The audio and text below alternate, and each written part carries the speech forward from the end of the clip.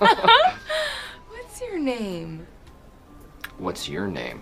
I'm, Beth. Andy. This is Andy, a 40-year-old white male who rides a bike and lives alone in Los Angeles. Now, I am making your silver pants blue. Get some road burn, come on! Come on, sucker! This is Andy, who counts comic books, action figures, and video games among his many varied interests. I have a question. I think some of the people here might be sexually inexperienced. Is it true that if you don't use it, you lose it? Is that a serious question? No, it wasn't. Okay. This is Andy, and he is the 40-year-old virgin. On the next... Culture, what? Culture, what? Hey, look at that over there! Culture, what? Culture, what? Welcome to Smart Tech. How may I be of service to you? Perhaps I could interest you in something Apatow. Judd Apatow. Judd Apatow, not unlike the iconic Mel Brooks or Ivan Reitman before him, seems to have become the comic voice for much of his generation. Love him or hate him as a writer, director, or producer, Judd Apatow is one of the most prolific and popular comedy filmmakers around, with credits like Anchorman, Superbad, Forgetting Sarah Marshall, and The Cable Guy, eccentric characters, unlikely situations, and the raunchiest of comedy have become Apatow trademarks. I dated this girl for a while and she was really a nasty freak. She just loved to get down with sex all the time. She was like, any time of day, she was like, yeah, let's go. Yet, when we consider those films which Apatow himself has written and directed, while they still contain the aforementioned characteristics, especially the raunchy part, Apatow stories often include a character or characters who make a choice to travel down a more traditional path in the face of socio-cultural adversity. And no Apatow film embodies this more than the one widely considered to be his best, which is also, not coincidentally, the film under discussion here today, The 40-Year-Old Virgin. Yo, answer this question. Are you a virgin? Are you a virgin? Yeah, not since I was 10. It all makes sense. You're a virgin. I am, shut up. It's at this point that Andy's co-workers take it upon themselves to begin coaching and pushing and provoking Andy to enter situations and to take actions to relieve himself of what the modern paradigm views as strange or abnormal: adult virginity. And I guess a 40-year-old virgin must look strange in a country where the average person becomes sexually active at the age of 17. Nevertheless, hijinks ensue, most of which cannot be shown to you here. Except for this. Sweetie pie hole! Como se llama? No, Kelly Clarkson! Now, at the same time, Andy actually stumbles into an awkward romantic entanglement with a single mother named Trish who owns her own We Sell It on eBay store. Remember those? Can I help you? Yeah, these are wonderful. I'll take these. I don't actually sell anything here. I just sell them on eBay. Oh, I don't get it. After an initial false start, Andy and Trish decide to wait for sex until they've had 20 dates to get to know one another. Long story short, Andy and Trish wind up married and on their honeymoon before they consummate their relationship sexually. Weird, huh? What's really weird is that along the way, Andy's coworkers start to recognize that his value system may not be as backwards as they initially thought. In fact, it might be preferable to their own. They want mature relationships, not just easy promiscuity and one-night stands. I'm telling you, man, I feel great. It's like a weight has been lifted. Celibacy is the way to go, man. Andy had it right. I apologize to you. I know. If you want to have a meaningful relationship, you got to leave the sex out of it, man. You're right. Leave the sex out of it. You're good. I'm sorry. Okay. Come on, I love you, man. Oh, man, I love you too. Andy's story may not seem familiar at first, but it isn't really all that new. It's the story of a misfit on a mission. A character who lives by his own code outside the mainstream. That character faces adversity, but he sticks to his code, and the character's code is vindicated in the face of accepted norms. Et voila! Anti-hero is born.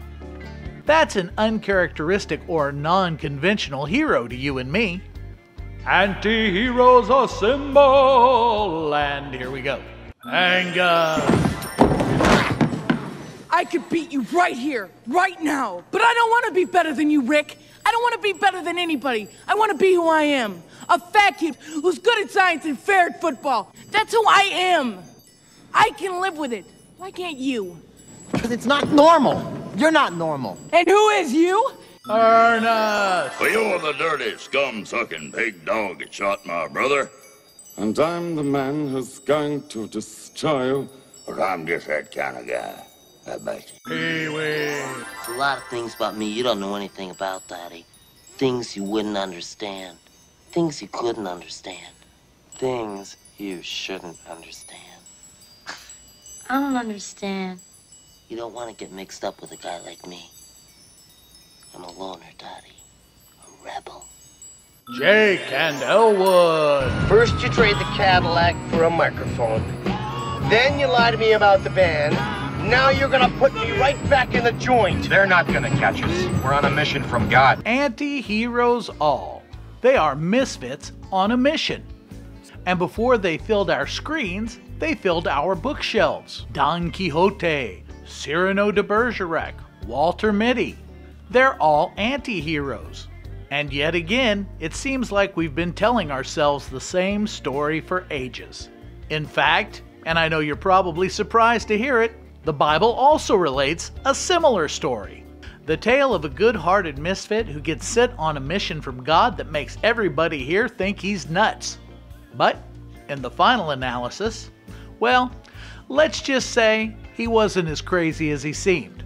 Maybe you've even heard of it. It goes a little something like this.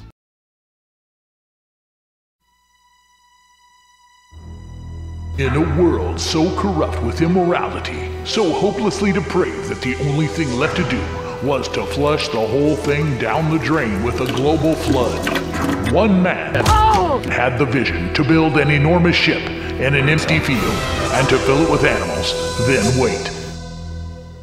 Some thought he was crazy, others mocked and ridiculed, but no one knew he had heard from God. Who are you? I'm God. And when the rains began, his neighbors knew it too, but it was too late.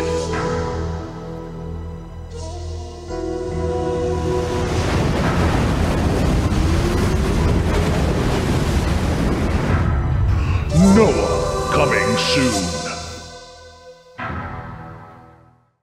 So, why do we keep telling ourselves these misfit stories? What is it with these anti-heroes? And is it just me? Or do Andy and Noah look an awful lot alike? It likely begins with the universal human truth. At some point or other during our lives, we will feel like an absolute misfit. Eventually, we all feel out of step with those around us. Like a square peg in a round hole, the real truth is that most of us feel something similar most of the time. We feel like phonies or imposters, fearing that at any moment we might be exposed for the frauds we are. There is little so common to the human experience as the feeling of being a misfit. As humans, we have a deep need for acceptance and inclusion, which can make the feeling of being abnormal or excluded simply devastating. It can be one of the most difficult moments in life for us to navigate. In those same moments, we tend to feel as though it's us against the world. Against the odds is always the way that anti-heroes roll. So these stories give us hope that the awkwardness we feel and the adversity we face have greater value and longevity, rendering those torturous moments worthwhile in the final analysis. We hope and we want to believe that our suffering has long-term purpose, value, and meaning. In short, we hope that our heroic purpose will justify our misfit existence. Isn't that right, Dr. Jordan Peterson? Right, because you're going to suffer anyways, man. So you waste it and suffer. That's a bad deal.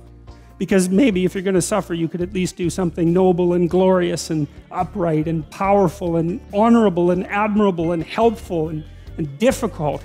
You know, that's just so much better. And maybe that's good enough so that you think, hey, you know, little suffering, it's basically worth it.